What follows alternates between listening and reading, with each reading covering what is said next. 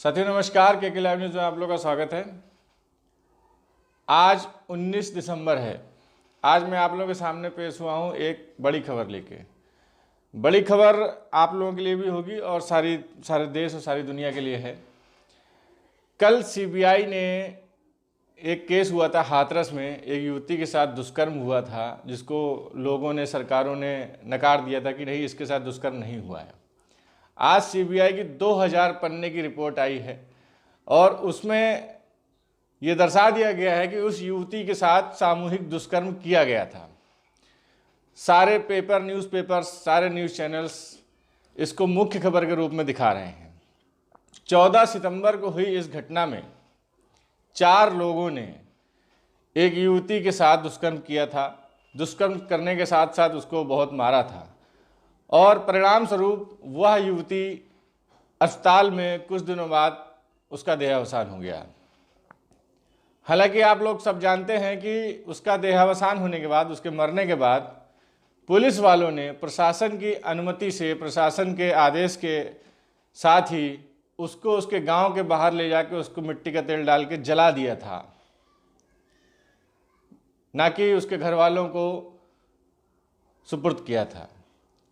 देखा जाए तो उस युवती के साथ दुष्कर्म के साथ साथ उसकी हत्या 2 बार हुई।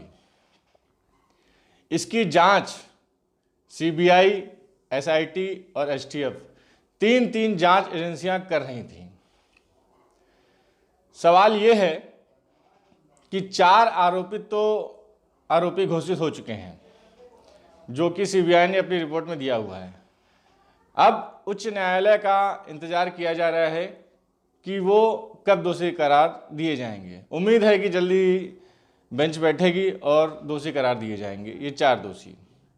मगर सबसे बड़ा सवाल ये है साथियों कि आसपास के गांव की पंचायतों ने भी युवती के खिलाफ ही आदेश दिया था, फैसला सुनाया था। जो आरोपित थे उनके पक्ष में फैसला सुनाया था। कई दिनों तक इस पर राजनीति हुई, पूरे देश में बवाल हुआ, पूरी दुनिया में बदनामी हुई अपने हिंदुस्तान की, अपने भारत देश की। सवाल सबसे बड़ा ये पैदा होता है कि क्या इस युवती के केस में सिर्फ 4 लोग ही आरोपित थे? मुझे जहां तक लगता है कि इस युवती के केस में 4 नहीं, कम से कम 400 लोग आरोपित हैं। प्रशासन भी आरोपित इसमें पाया जाएगा अगर जांच की जाए तो। युवती के मरने के बाद उसको दोबारा जलाना, ये भी एक हत्या हुई। किसी इंसान की 2 बार हत्या करना, उसकी शव को उसके परिवार को सुपुर्द ना करना, ये कहाँ तक न्यायसंगत है? अब देखना ये है कि प्रशासन और अदालत कितने लोगों को सजा देती है। पुलिस के आला अधिकारियों ने साफ साफ 14 सितंबर के एक हफ्ते बाद ये रिपोर्ट जारी कर दी थी। कहा गया था कि रिपोर्ट में कहीं से भी स्पम जांच हुई, सब कुछ हुआ, कहीं से भी बलात्कार का साक्ष्य नहीं मिल रहा है। उस युवती के साथ बलात्कार नहीं किया गया था। बलात्कार का आरोप झूठा और गलत है। तो क्या उन पुलिस वालों के, उन आला अधिकारियों के खिलाफ भी कोई सजा का प्रावधान होगा? क्या देश को, दुनिया को, जनता को गुमराह करने वाले ये अधिकारी, ये प्रशासन, क्या इनको सजा मिलेगी? सवाल ये है कि क्या ऐसे कांड, ऐसे केसेस निरंतर, लगातार होते रहेंगे? ये सबसे बड़ा सवाल है। मीडिया के सामने जो घटनाएं उजागर होकर आती हैं, उसी पे शासन, प्रशासन, जनता और मीडिया बोलता है। मैंने आपको पिछले फ्लैशबैक में जाएंगे तो एपिसोड में इस घटना का जिक्र किया था और बताया भी था कि ऐसी घटनाएं देश में रोज होती हैं, सैकड़ों की संख्या में होती हैं। सामूहिक बलात्कार रोज होते हैं, मगर वो लाइमलाइट में नहीं आते हैं, मगर वो टीवी पे नहीं आते हैं, मीडिया पे नहीं आते हैं, इसलिए वो केसेस दब के रह जाते हैं। मेरा सिर्फ इतना कहना है तथाकथित भाजपा सरकार से इस क्राइम को रोकने के लिए उन्होंने क्या कदम उठाए हैं। अब देखना यह है कि इन 4 लोगों को, बलात्कार के दोषी जो हैं और हत्या के दोषी जो हैं, इनको सजाए मौत मिलती है या नहीं मिलती है। अगर मिलती भी है तो कब मिलती है। निर्भया केस आप लोगों ने सुना होगा, दिल्ली में जो निर्मम बलात्कार और हत्या का केस हुआ था, कितने साल बाद उन लोगों को फांसी दी गई थी। वो नाबालिग लोग बालिग होके कई सालों बाद उनको फांसी दी गई। तो क्या ये केस भी उतना ही तेज चलेगा, उतना ही देर तक चलेगा, उतना ही लंबा चलेगा? क्या उन 4 लोगों को भी ऐसे ही उनके केस हेयरिंग होगी, कोई और ऐसा वकील आ जाएगा जो उनके लिए लड़ेगा? सवाल तो कई खड़े होते हैं, मगर शासन प्रशासन सत्ता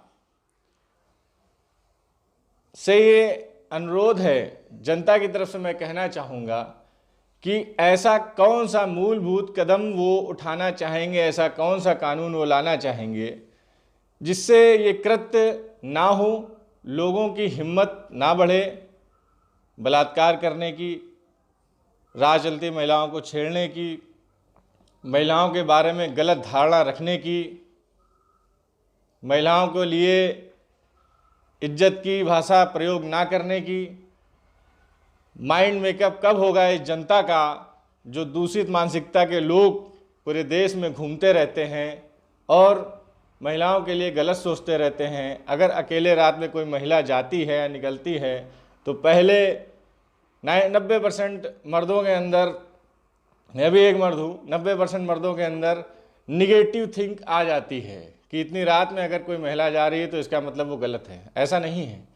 हो सकता है किसी काम से जा रही हो, मजबूरी हो उसकी, कोई काम करने जा रही हो, तो इसका नाजायज़ फ़ायदा लोग ना उठा सके, गलत फ़ायदा ना उठा सके, हिम्मत ना कर सकें। कानून तो बहुत बने हैं, कानून तो घूरने तक बने हैं कि अगर किसी महिला पे घूर भी दिया तब भी उसमें CRPC में कई धाराएं लगती हैं और वो जेल के अंदर जा सकते हैं। मगर कानून का पालन कितना होता है, लोग कितना बोलते हैं, लोग कितना सजग हैं, और हमारा पुलिस प्रशासन क्या करता है, रात के अंधेरे में हमारा पुलिस प्रशासन कितना सख्त है, गलियों में कितनी निष्पक्ष पुलिस प्रशासन घूमती है और गुंडे मवालियों पे कितना काबू पाती है, ये सोचने और विचारने का विषय है। तो मेरा सिर्फ इतना कहना है और यही कहूँगा कि इस देश में कानून व्यवस्था को, जो लचर कानून व्यवस्था है, उस पर सख्त से सख्त कदम उठाया जाए और कोई ऐसा कानून बनाया जाए कि क्षीण मानसिकता के लोगों को डर लगे और ऐसी हिमाकत करने से वो डरें। आज के लिए इतना ही। बहुत बहुत